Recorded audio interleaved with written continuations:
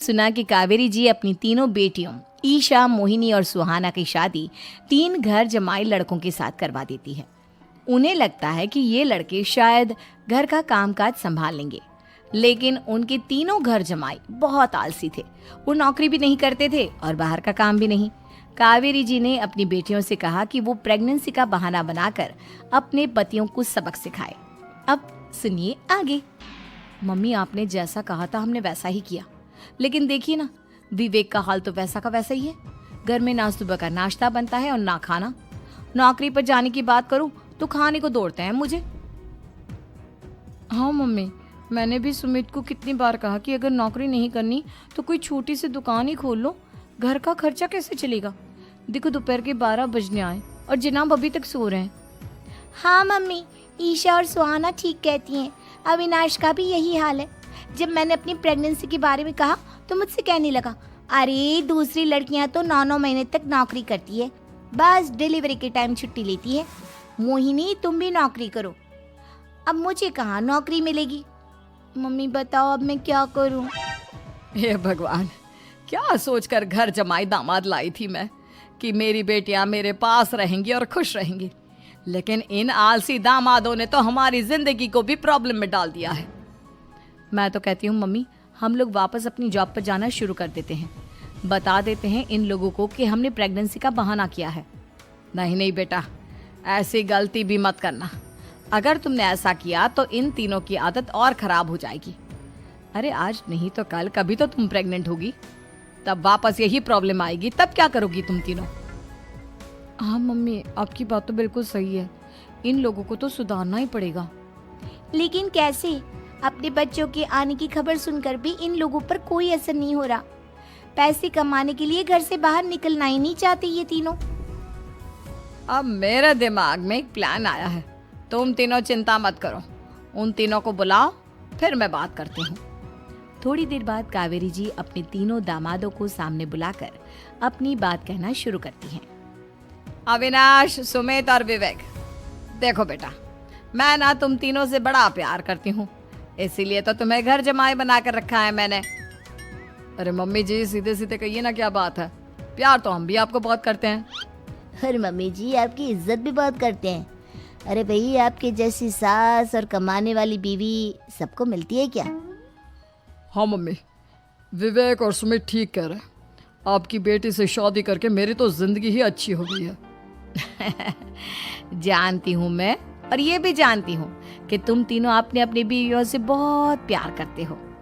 बेटा, बात ऐसी है कि हमारे कुल गुरु ने कहा है कि प्रेग्नेंट होने के बाद मेरी तीनों बेटियां शुरू के 4 महीने हमारे गांव में जाकर रहेगी, जहां मेरे चाचा जी रहते हैं। अरे लेकिन क्यों मम्मी, गांव में जाकर रहने की क्या जरूरत है इन तीनों को? वो क्या है ना बेटा, हमारे परिवार को एक श्राप है।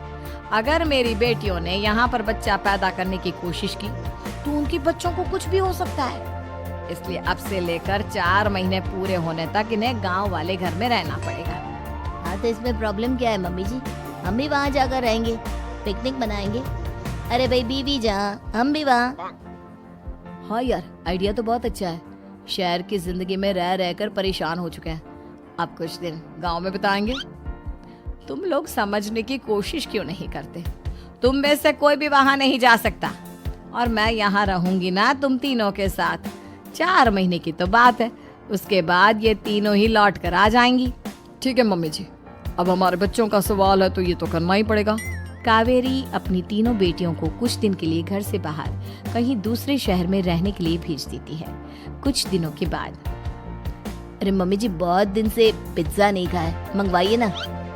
क्या बताऊं बेटा, पहले तो बेटियां खर्चा दे देती थी क्योंकि उनकी नौकरी थी, लेकिन अब तो मेरे पास पैसे ही नहीं बचे। थोड़े बहुत पैसे हैं जो बच्चों की डिलीवरी में काम आएंगे। लेकिन मम्मी जी, आपकी बेटियों को वापस आने में तो अभी बहुत वक्त बाकी है। वही सोच सोच कर परेशान हो रही हूँ। सोच रही हूँ कल से दूध भी बंद करवा देती हूँ।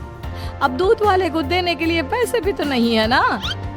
अरे नहीं नहीं मम्मी जी, अगर दूध भी बंद करवा दोगी तो मुझे चाय कहाँ से मिलेगी? और चाय के बिना मैं तो मर ही जाऊंगा। क्या करूँ बेटा, इसके अलावा हमारे पास कोई ऑप्शन नहीं है। मेरे पास पैसे ही नहीं बचे।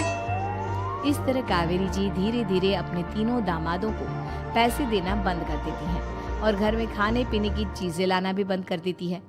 अब वो तीनों बुरी तरह से परेशान होने लगे थे और इसलिए एक दिन तीनों प्लान करके घर से बाहर निकलते हैं और बाजार में जाने के बाद यार अच्छा खाना खाए हुए कितने दिन हो गए, पता नहीं कब अच्छा खाना मिलेगा।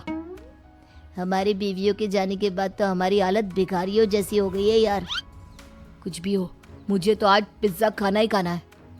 जेब में 1 रुपया नहीं है और पिज्जा खाएगा, कहाँ से आएंगे पैसे? अरे देख वहाँ सामने बोर्ड पर क्या लिखा हुआ है, कंप्यूटर पर काम करने के लिए एक आदमी की आवश्यकता है। भाई मैं तो जा रहा हूँ, काम करूँगा और शाम तक पैसे लाकर आराम से पिज्जा खाऊंगा। जा जा, तुझे कोई काम नहीं देने वाला, हम तो घर जा रहे हैं। चल भाई सुमित। सुमित और अविनाश वहाँ से चले जाते हैं और विवेक उस कंप्यूटर शॉप पर सारा दिन काम करके 5,000 रुपये कमा कर घर लौट कर आता है और अपने खाने के लिए अच्छी अच्छी चीज़ें भी लेकर आता है। ये देखकर विवेक और सुमित के दिल में भी कुछ पैसे कमाने की इच्छा जागती है। अरे सुबह सुबह कहाँ चल दिए तुम? मम्मी जी एक बहुत अच्छी जगह मिली है, कंप्यूटर पर काम करने के 5,000 मिले थे कल मुझे। अगर रोज काम करूँगा तो पूरे 40,000 की तनख्वाह। अरे वाह, ये तो बहुत अच्छी बात है दामाद जी, आपको जाना ही चाहिए। सुमित और अविनाश विवेक को इस तरह तरक्की करते देखकर परेशान हो जाते हैं और वो दोनों भी काम की तलाश में निकल पड़ते हैं। धीरे धीरे उन दोनों को भी काम मिल जाता है।